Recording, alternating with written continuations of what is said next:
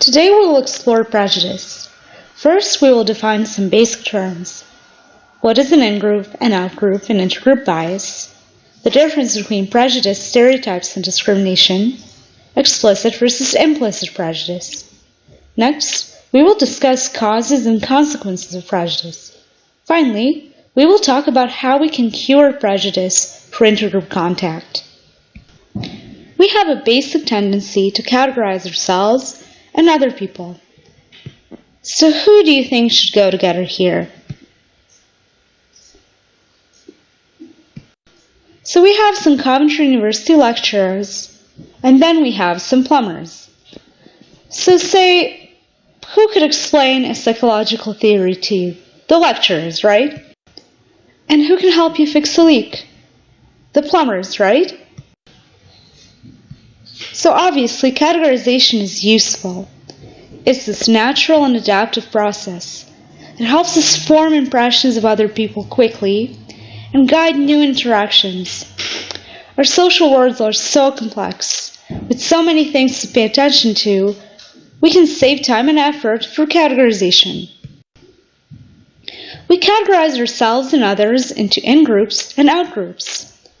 Our in-groups consist of people with whom we share a common identity, us. For example, we Coventry University students.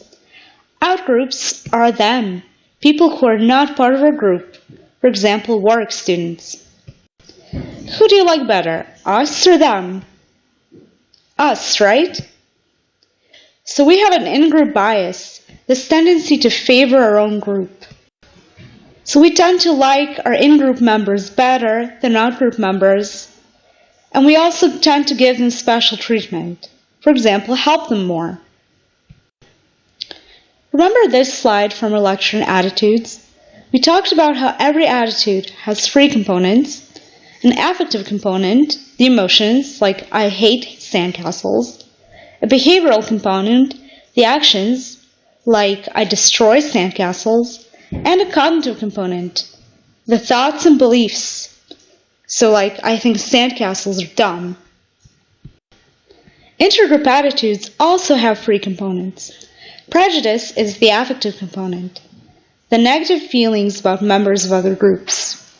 Discrimination is the behavioral component, how we act towards members of other groups. Finally, stereotypes are the cognitive component, the beliefs we associate with members of other groups. So this part, stereotyping, is a normal cognitive process, right? Such as when you noticed that some of the people shown on the slide were plumbers and thought, wow, they may help me fix a leak. So our cognitions, affect, and behaviors towards outgroups form our intergroup attitudes. Some authors call this whole package prejudice. What common types of prejudice can you think of? Try to name a few types. So most common, and most commonly researched in social psych, sexism involves prejudice and discrimination based on a person's gender. Racism involves prejudice and discrimination based on a person's race. Then there's religious prejudice, weight bias, prejudice based on age, based on sexual preference, and there are many other targets. Here's an example of an ethnic stereotype, or maybe thought of occupational stereotypes. There are even some about psychologists. A key distinction exists between explicit and implicit prejudice. Explicit prejudice is overt, within our awareness and control. Some examples would be like measuring someone's self-reported attitudes with a scale, or one person calling another a racial slur, or someone choosing consciously to discriminate against someone else. On the other hand, implicit prejudice is covert, automatic, and outside awareness. It manifests as increased amygdala activity when you interact with an outgroup member, and it's also shown in nonverbal behaviors you might not even be aware of, like an anxious microexpression while talking to an outgroup member. So here's an example of explicit prejudice. Do you remember this from our attitude lecture? So the first set of items, the red items, are hostile sexism items, which measure this antagonistic attitude towards women, while the blue items are benevolent sexism items, which measure this type of chivalrous attitude that views women as these weak creatures in need of protection. So you can see how both these types of items are measures of explicit prejudice because people consciously report what they believe. And then, do you want to see a measure of implicit prejudice? Go to the webpage of Project Implicit and take an implicit association test. It'll only take you 5 minutes. I hope you'll find it interesting. Let's review. Jordan meets her new roommate Kayla and learns that Kayla is a heavy metal fan, just like her. Jordan will classify Kayla as A member of an out-group, B, a member of her in-group, C, a stereotype. B, member of her in-group, right? Because they're both heavy metal fans. Based on research concerning in-group bias, how will Kayla view Jordan? A, in a negative light, B, in a positive light, or C, neither negatively nor positively? In a positive light, right? So this is an example of in-group bias. Kim believes that all university students are snobs. This belief is best described as A, prejudice, B, discrimination, or C, a stereotype. C, a stereotype, because it's her belief. Kim feels anxious when meeting university students. This feeling is best described as A, prejudice, B, discrimination, or C, a stereotype. So this would be A, prejudice, right? Because it's her emotions towards university students. Finally, Kim avoids interacting with university students. Her behavior is best described as prejudice, discrimination, or a stereotype. Discrimination, right? The behavior, the actions. Tom is not aware that he has any prejudice towards the elderly. However, he shows signs of anxiety while talking to an old person, such as anxious facial expressions. This is an example of A, explicit prejudice, B, implicit prejudice, or C, blatant prejudice. B, implicit prejudice is the correct answer. Now, let's take a closer look at what stereotypes and prejudice do. Stereotypes are schemas about groups. It's important to remember that stereotypes are normal cognitive processes and are often accurate and useful, like your stereotypes about plumbers fixing leaks. Stereotypes direct our attention, guide our interpretation of events, and guide our behaviors in social situations. When we meet people with certain traits, we rely on our stereotypes to help us determine how to react. Like you see someone wearing a plumber's outfit, and you immediately conclude, well, this is a plumber. He or she is going to help me fix a leak. And that's great as long as your stereotype is accurate. But when stereotypes are inaccurate, they can lead us astray. خلينا لك تشرح أنا الأمريكاني هدول ترى لالي بنقول الأمريكان أيضا أنا بدي أعرف هلأ لأنه أنت بدك تقلي كلي يما جاستن. Man, of all the flights to be on, I gotta ride with them terrorist sons of bitches. I got my eye on you out, Kayla. What are those Negroes doing in first class? Must be rappers. I'd better keep an eye on Sarah. Me no trust them white men. Me better not go to the bathroom. White man will steal my seat and call it manifest destiny.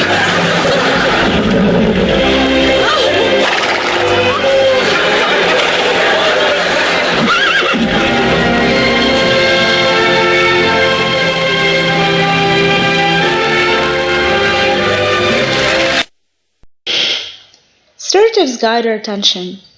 They act as filters and focus our attention on information that fits the stereotype while ignoring information that does not fit the stereotype. This can result in confirmation bias.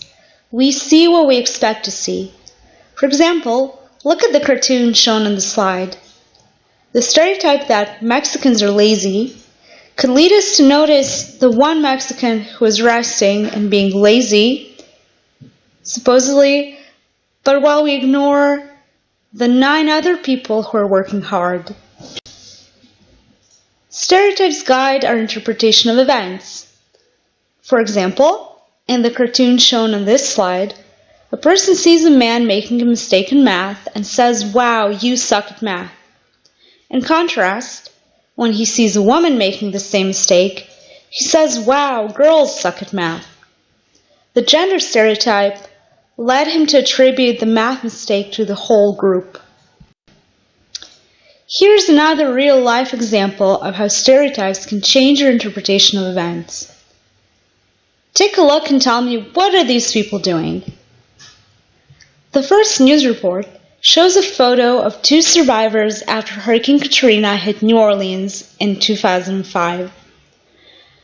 The report states that 2 residents waded through chest-deep water after finding bread and soda from a local grocery store after Hurricane Katrina came through New Orleans. Notice that the 2 people shown in the photo are white. And then what is this man doing? A similar news report shows that a black male in the same situation, and then states a young man walked through the chest-deep floodwater after looting a grocery store in New Orleans. In other words, racial stereotyping led reporters to interpret the white couple's behavior as finding bread, while the young black man's behavior was labeled as looting. Stereotypes can also lead to self-fulfilling prophecies. This happens when you first have an expectation about what someone else is like. This determines how you act towards that person. But then your own behavior causes the other person to act in ways that confirm your original expectations. Let me give you an example of this. In one study, undergraduate students were asked to interview job applicants. Several applicants were white, while others were African American. Unwittingly, the college students displayed discomfort and lack of interest when interviewing African American applicants. They sat further away, tended to stammer, and ended the interview far sooner than when they were interviewing white applicants. So, what do you think? How could the interviewer's behavior have influenced the interviewees? When white interviewees started acting nervous, this influenced African American applicants and caused them to act more nervously and be less effective. In a follow-up experiment, researchers showed that when applicants are interviewed that way, regardless of their race, they act more nervous and are less effective. So racial prejudice can place job applicants at a disadvantage and harm their performance. What causes prejudice? We have already discussed 2 key causes. Can you guess? Social categorization, us versus them, and intergroup bias, favoring our own group. Can you think of another key cause? Like any other attitude and any other schema about the world, race and gender stereotypes are influenced by social learning. So what people learn and observe in different contexts, like in their families, from friends, from teachers, and from mass media. Minorities are often shown in negative ways in the media. Black males, Arab and Muslim males are almost always shown as violent in movies, television shows, video games, and even in news reports. Does this matter?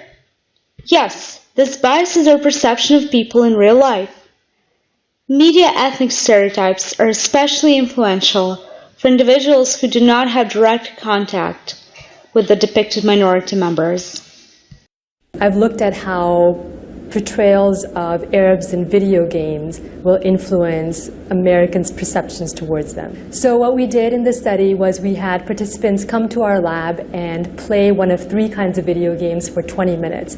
One condition was that they would play Counter-Strike, which is a first-player shooter game, which is a terrorism-themed game, and your targets were Arab targets. So they were portrayed in a stereotypic way in terms of Arab characteristics, such as they had facial hair, darker skin color, some of them were wearing turbans, and they were speaking in Arabic. And the other condition was that you would play the same game, so Counter-Strike, it's terrorism theme, but the terrorists this time are Russian targets. And the third possible condition was that you would play a non-terrorism themed game. Now, of course, as is common in video game studies, we match these games on dimensions such as how exciting, how boring, how arousing these games are, and we found them to be equivalent across these dimensions. So immediately after they played the game, we asked them to take this implicit attitude measures, which we measured in 5 minutes, where they basically had to categorize Arab names and European names with positive and negative attributes. And then immediately after that, we asked them to draw a typical Arab male and female and a typical Caucasian male and female. And in the order in which we asked them was, of course, counterbalanced.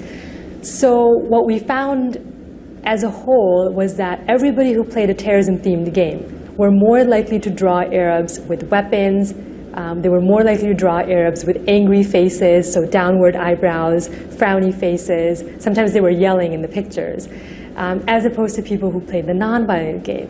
And interestingly, the games had no effect whatsoever on the Caucasian drawings.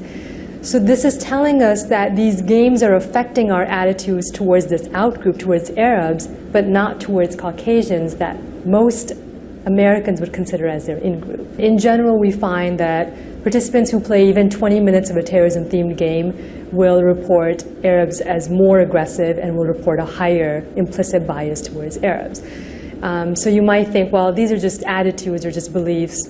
Why do they matter? Well, we know from a lot of literature that these beliefs will translate into actions, whether they're direct actions against members of these groups or even indirect, such as supporting certain policies that are harming members of this group. What are the consequences of stereotyping, prejudice, and discrimination on victims? Prejudice and discrimination can harm self-esteem. For example, let's take a look at a classic study by Clark and Clark. They gave children a choice of dolls to play with. Most African American children in this study chose to play with a white doll rather than a black doll, and judged the white doll as prettier. Some of these children were only 3 years old. What do you think? How does discrimination affect stress and health? Discrimination increases stress and can contribute to long-term health problems. Members of stigmatized groups have higher risks of a number of health issues, including high blood pressure, diabetes, breast cancer, stroke, etc. Now, let's take a look at how stereotyping and discrimination influence academic performance. What is it like to be a woman who excels in a male-dominated field like mathematics? Nobody ever takes it for granted that I'm very skilled at what I do. In our society, a negative stereotype exists about women and math. It's always pleasant to surprise somebody with my abilities, but I have to prove myself every time. And what is it like to be a talented African-American college student in our society, where a negative stereotype exists about blacks and higher education? We feel that pressure because we know that we represent, being that one black person in a class, you may very well be the only interaction that certain white people or Asian people may experience with a black male. Psychologist Claude Steele says there are negative stereotypes about all groups, but he's interested in how people experience negative stereotyping. He calls the impact stereotype threat. Steele says once a person is in a situation where the stereotype applies, then you also know that you could be treated in terms of that stereotype, judged in terms of that stereotype, in some sense reduced to that stereotype. And that is really all there is at the core of stereotype threat. That's what that term refers to, is that experience. The experience can be stressful. Very much so. I often felt, because there would only be 2 or 3 girls in a class of about 40 or so undergrads, and the professors were generally male, and I felt like I had to do better than most of the guys in order to be accepted. And if you care about that situation, that's a critical feature of it. If you care about performing well there, then it can really add to the pressure. It can begin to distract you and preoccupy you with how you're going to do. On the test, you see people getting up early. You start to think, oh man, I must not know it as well, or I must be behind them, when really that may not be the case at all. And all of that kind of thinking and preoccupation and worry and probably anxiety can maybe interfere with your performance there. Good morning, everyone. You can feel this threat like a spotlight. You can feel that, boy, I'm right here, I'm performing under the spotlight of this potentially stereotyped judgment of me. Steele's original research examined math performance in women and men who were equally matched for ability. They were tested separately on a very difficult standardized test, and they were told that the test showed gender differences. The test proved frustrating. And in our reasoning, it was the frustration that would make the negative stereotype about women's math ability seem relevant to their performance right there in that situation. And in this condition, where both men and women are told that the test shows gender differences, you can see that women, the lighter bar, dramatically underperform in relation to men, the darker bar. To remove stereotype threat, a second set of students were given the same test, but with a slight change in instructions. We said something like, well, you may have heard that women don't do as well as men on difficult standardized tests. You may have heard that, but that's not true for this particular test. And with just that slight change, stereotype threat disappeared. You see, women's math performance goes up to match that of equally skilled men. Stereotype threat has also been examined in black and white students. Again, participants are given a very difficult standardized test and are tested separately. Students know from experience that standardized tests are used to measure ability, and Steele believed that in black students, this belief, when combined with test frustration, would trigger stereotype threat. They'd know at some level, perhaps semi-consciously, that their frustration could confirm that stereotype. That's exactly what happened. The pattern of results replicated perfectly the pattern of results we'd found earlier for women. Our black students performed dramatically worse than our white students, even though, as is always the case in this research, they were equated for their abilities coming into the test. But when a second set of students were told that the test was not an ability test, but rather a test of problem-solving ability, black-white performance differences disappeared. When you eliminate stereotype threat, they wind up showing exactly the same performance in this situation. How might we reduce the risk of stereotype threat in our society? Some research is being done with children to encourage them to view their abilities as changeable over time. By seeing skills as something that can grow rather than as being fixed or limited, the risk of being affected by stereotype threat may be reduced. On the college campus, some evidence exists that by encouraging participation in racially mixed groups, the impact of stereotype threat can be minimized. And other work has shown that just learning about stereotype threat can actually reduce its impact. Such knowledge can help students to realize that feelings of frustration are normal and that they are experienced by many of their peers. So, stereotype threat involves experiencing apprehension about being evaluated based on negative stereotypes about one's group. This type of anxiety can interfere with test performance. How can we fix it? Just learning about it reduces effects. Now that you know what stereotype threat is, you are no longer as susceptible to its negative effects. Now, how can we cure prejudice? What types of interventions do you think would work best? Contact between group members can reduce prejudice. Have you heard of Sharif's famous Robbers Cave experiment? Here is a short video describing the experiment. Watch the video and note, what did the researchers do to provoke conflict between groups? And then, what did they do to reduce it?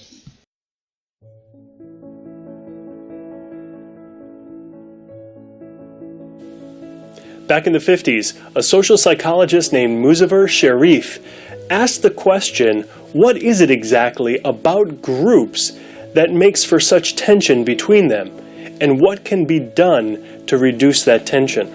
Well, Sherif and his colleagues decided to take this question outside of the lab and into the real world. Well, not really the real world, it was kind of an artificial situation, but they were able to create this artificial situation using pre-adolescent boys. What they did was they put on kind of a fake summer camp. They had two different groups of boys, of about 20 boys each. And the first week of this camp, they separated the boys, and the boys didn't know of the existence of the other group. So there were two different camps going on. What they did was they focused on group bonding at this time. As expected, about a week of activities brought these individuals close together as a group, as a team. In the second stage, what the researchers did was they introduced the groups to each other. And they created competition for resources where there could only be one winner and there has to be one loser. There were no prizes for second place, no consolation prizes. As expected, this kind of competition created a lot of tension between the two groups. At first it was just some verbal name-calling between the groups. And then it proceeded to vandalism and theft and even physical violence, to the point where the researchers had to physically separate the boys. Now comes stage 3. At this stage, the researchers created fake situations where the two groups had to work together in order to solve the problem. In one example, they pretended that the water for the camp was shut off in such a way that vandals must have done it. So all the boys had to work together to figure out this problem and resolve the problem. There were many such similar team-building activities between both groups. And at the end of the third stage, what they found was that the boys liked each other much more because of these team-building activities. At first, there was very strong in-group bias, where the team members just associated with other team members. But after these team-building events, where the groups actually got together to solve a common problem, they found out that they really liked each other a lot more than before. This whole experiment was a confirmation of Sherif's realistic conflict theory, which states that when there's competition for resources, negative feelings will arise. Now, over 50 years have passed since this first experiment. And what modern theories tell us is that A, this theory is correct, and B, one of the best ways to reduce this kind of outgroup bias and this prejudice and discrimination we have for other groups is to socialize with the other groups, is to work towards a common cause.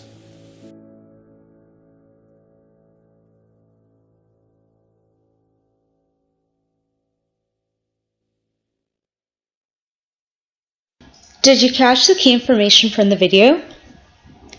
First, researchers divided boys into two groups, rattlers and eagles. They encouraged competition among the groups, which caused intense hostility and prejudice between the boys. Then, researchers were able to improve intergroup relations for intergroup contact. But intergroup contact does not work in any situation. For example, when U.S. schools were initially desegregated, this initially failed. It led to tension and turmoil in the classroom. There were frequent incidents of harassment towards students from racial minorities. Prejudice and discrimination seemed to worsen rather than disappear. Why did this happen? Important conditions for successful intergroup contact were not met. And what are these conditions exactly? There are 6 ideal conditions for contact as a cure for prejudice. First, mutual interdependence. Groups need each other. Second, you need to give the groups a common goal, something they need to accomplish together, like the boys in Sherif's Strawberry's Cave experiment. Third, groups need to have equal status. One group cannot be superior to the other. Fourth, it's best if you organize informal, friendly contact. Fifth, it's best to have multiple contacts between members. Change isn't going to happen instantly. You need to have multiple contacts. And then 6, finally, You need to enforce social norms of equality between the groups.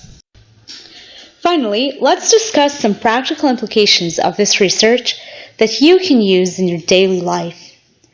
Think of a type of prejudice you have but want to change, like towards a racial group or religious group, or maybe towards your lecturers at university.